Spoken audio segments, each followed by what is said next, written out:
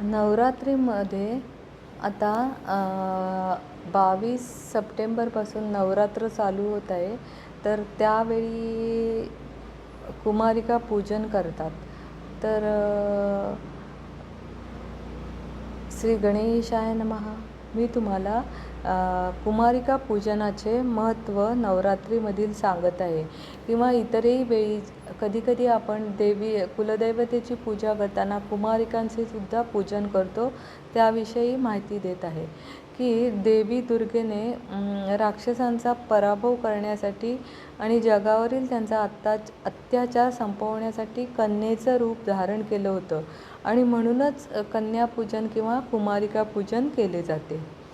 मुलीमध्ये तारुण्य आधी सर्वात जास्त ऊर्जा असते. ती तरुणी दुर्गा देवीचे स्वरूपच असते आणि तिच्या निष्पाप अवतारात असल्यामुळे तिच्याकडे जाणे किंवा तिला प्रसन्न करणे सोपे असते.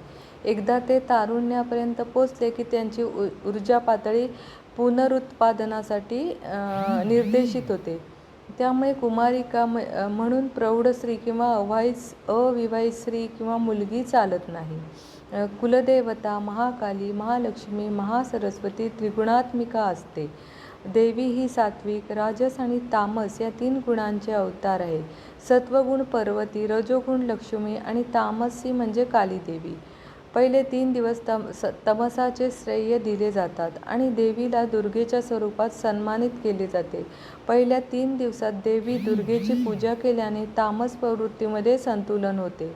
पुढील 3 दिवस राजांना समर्पित असतात आणि लक्ष्मीच्या रूपात देवीचा सन्मान केला जातो. देवी लक्ष्मीची पूजा केल्याने राजसी प्रवृत्तीमध्ये संतुलन येते.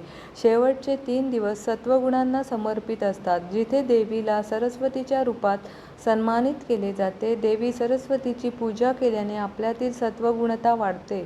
नवरात्रीच्या काळात आपली चेतना तमस, राजस यातून प्रवास करते आणि शेवटच्या 3 दिवसात सत्वगुणात फुलते.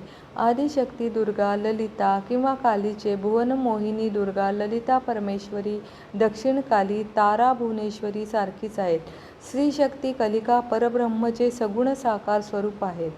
या काली साध महादुर्गा या दुर्गा सैवतारिणी, जी काली आहे तीच महादुर्गा देखील आहे आणि तीच महादुर्गा तारा देखील आहे.